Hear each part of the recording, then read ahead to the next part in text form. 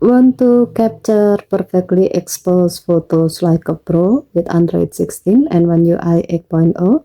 Samsung introduces a new exposure monitor in Pro and Pro video mode, helping you identify overexposed or underexposed areas instantly. Let's try it in Pro mode. To do so, open Camera app, tap More, then choose Pro. At the top, tap Exposure Monitor icon. By default, it's set to off.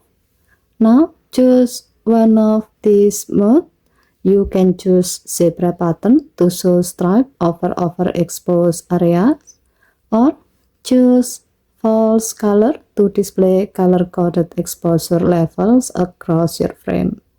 These tools are great for manual shooter.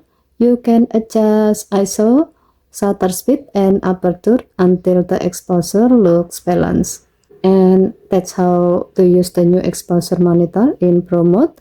Whether you are shooting photos or videos, this tool gives you a clear visual guide to nail the perfect exposure every time.